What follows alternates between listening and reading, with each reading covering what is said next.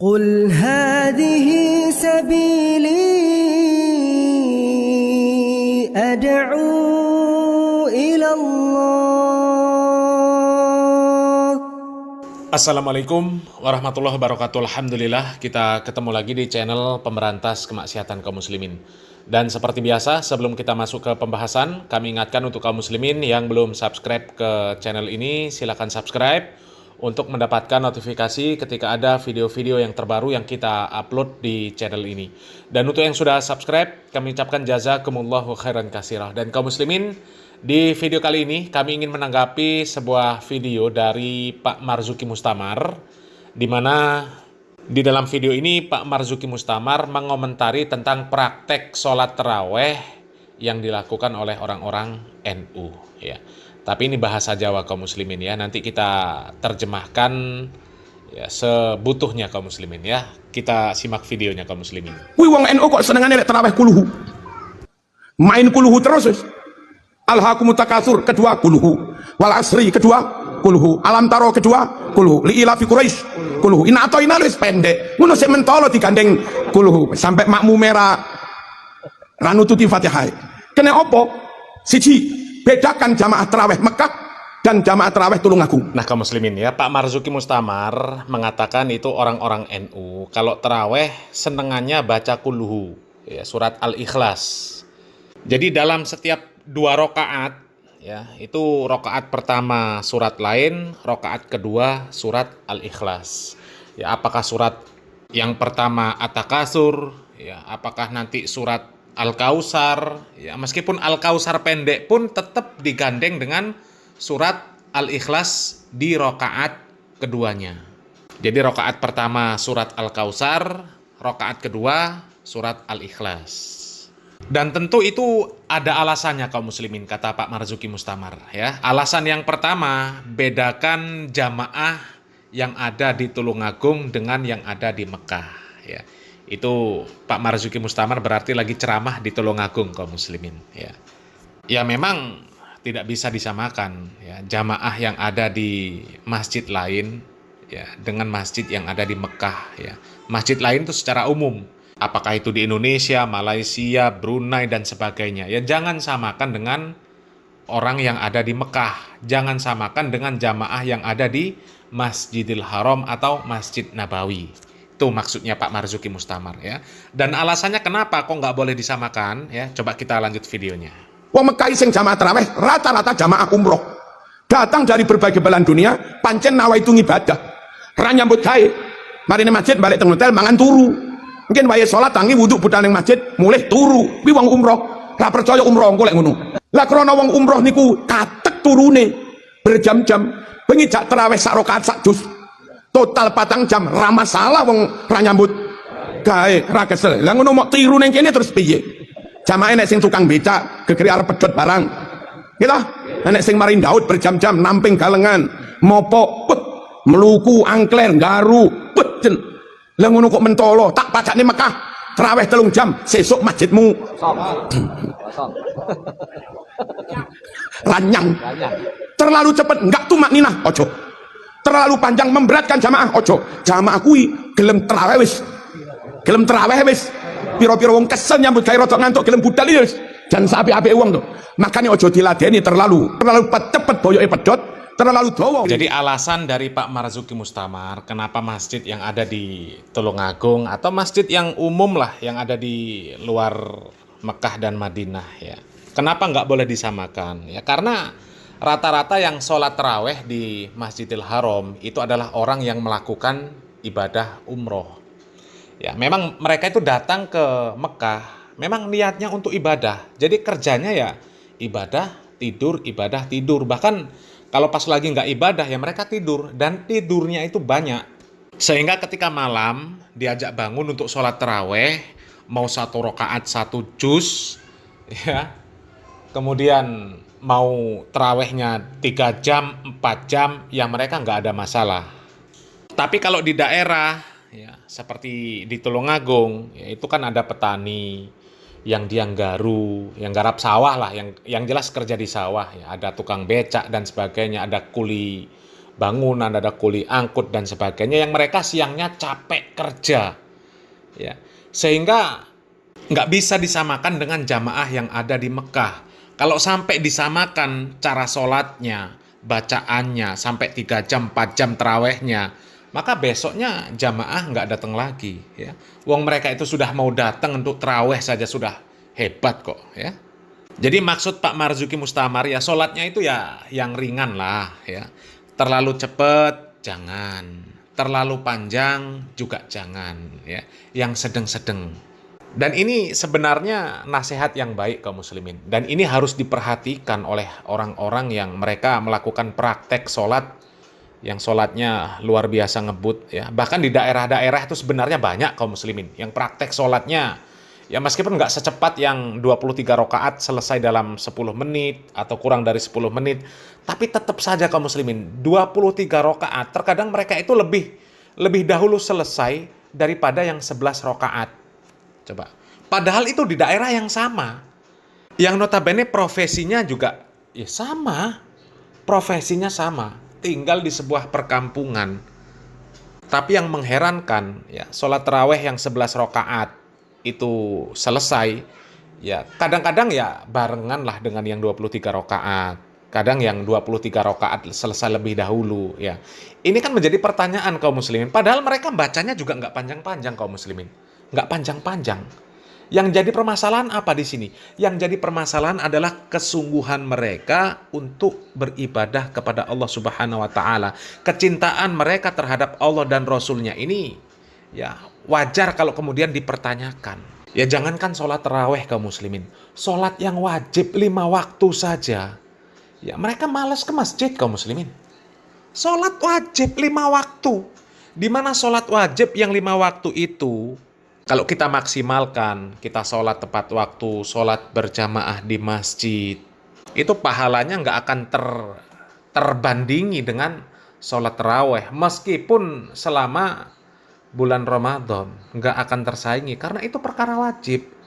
Ya, perkara wajib itu ya amalnya nggak akan dibandingi dengan perkara-perkara yang sunnah.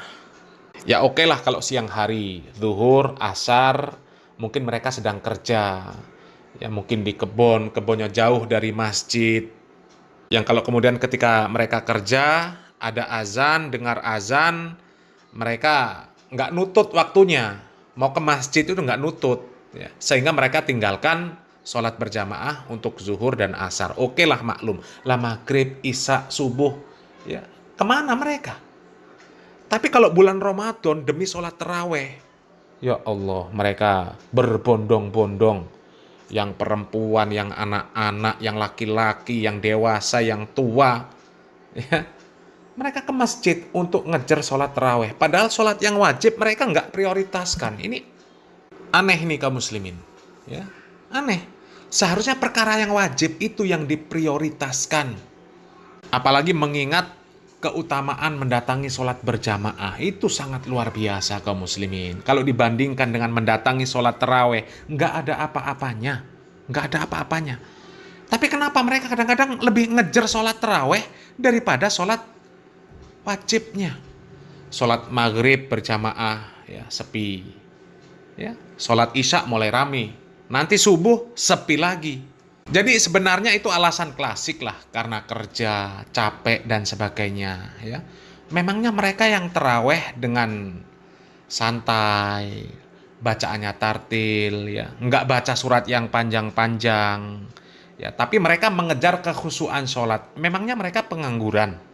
Memangnya mereka kerja kantoran semua, kerjanya enak semua? Enggak sama sekali. Ya.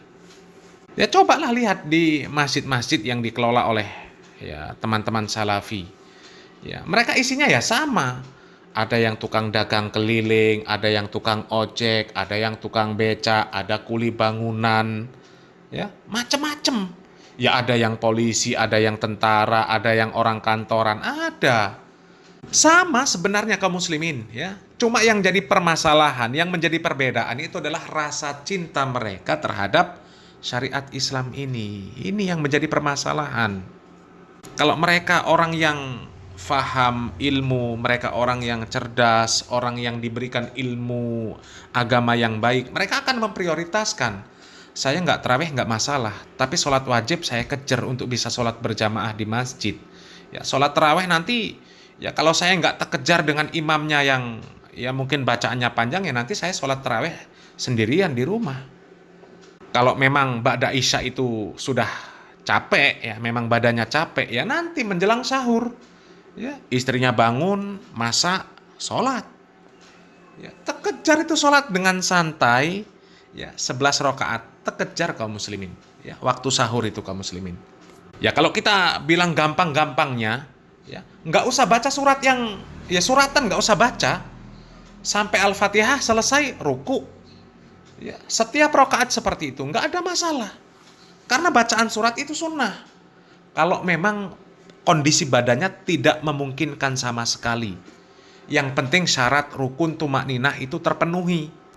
Ya, daripada sholat di luar, ikut sholat berjamaah ke masjid, nyari yang rokaatnya pendek, bacaannya pendek-pendek, nyari yang sholatnya cepat, akhirnya bacaannya nggak jelas, tumakninahnya nggak ada. Ya, coba. Ya mending sholat berjamaah di masjid, sholat isya, setelah sholat isya pulang, tidur, nanti bangun menjelang sahur, ya sholat sendiri di rumah. Karena sholat tarawih ini nggak wajib berjamaah, ya nggak wajib berjamaah. Ya. Cuma yang ditekankan, sangat ditekankan untuk berjamaah, sholat wajib. Dan sangat disayangkan juga kaum muslimin. Ya, kami kan kalau di bulan Ramadan seperti ini, ya ikut safari Ramadan. Ya ikut safari Ramadan. Dan kami tanya kadang sama jamaah itu, ya, ada nggak orang yang mereka ikut sholat taraweh tapi sholat wajibnya nggak dikerjakan? Jamaah itu tidak sedikit yang menjawab, ada bahkan banyak. Coba, ini kan musibah kaum muslimin. Ya, demi sholat taraweh mereka rela datang ke musola, ke masjid, rela capek-capek. Ya, apalagi dapat imam yang nggak bener, kan kasihan.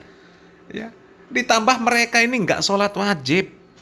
Ya, bahkan kami sampai analogikan, ya ketika kami memberikan tausiah, sampai kami analogikan bahwa perumpamaan orang yang mereka mengerjakan sholat taraweh tapi sholat yang wajib nggak mereka kerjakan, itu ibarat orang yang pakai sepatu tapi nggak pakai baju, nggak pakai celana.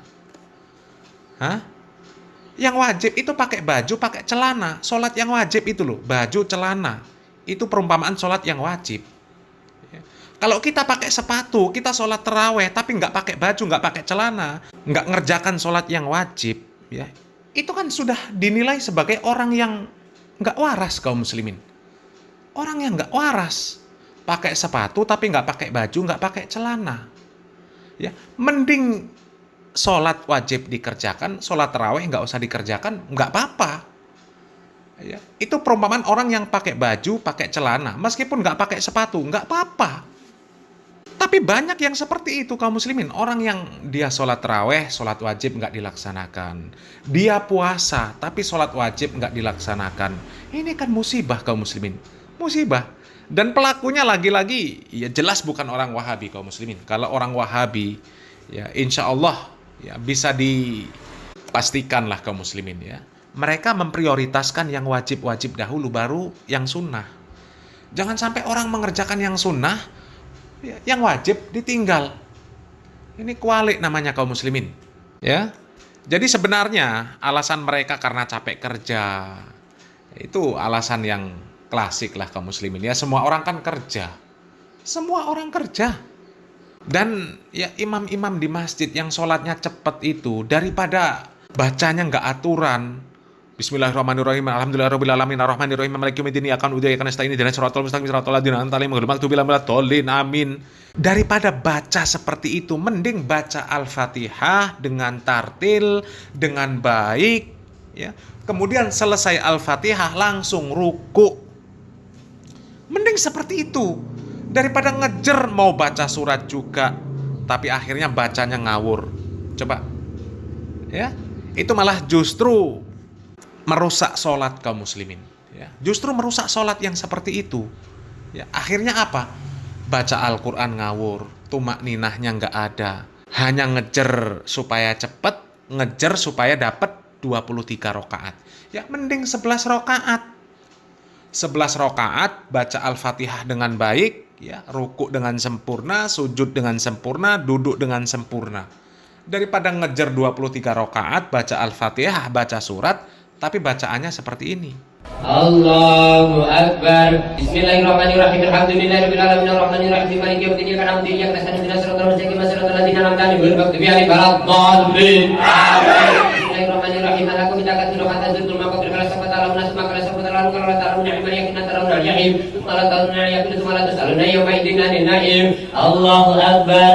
Nah, ya. Coba kalau bacaannya seperti itu, manfaatnya apa sholatnya?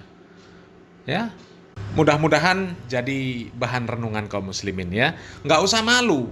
Ya, selesai baca Al-Fatihah, ruku. Sudah selesai. Ya, daripada ngejar baca surat tapi bacanya ngawur, itu malah akhirnya ya mempermainkan sholat. Ya, syarat dan rukun sholat itu malah ya kacau. Ya, bacaan Al-Quran tidak terpenuhi. Tumakninanya nggak ada. Ya, jadi justru itu malah merusak sholat. Bukannya menambah bacaan untuk semakin menambah afdolnya sholat, untuk menambah pahala sholat, tapi malah merusak sholat itu sendiri. Ya, mudah-mudahan bermanfaat. Salam waras, salam akal sehat. Barakallahu fikum. Wassalamualaikum warahmatullahi wabarakatuh.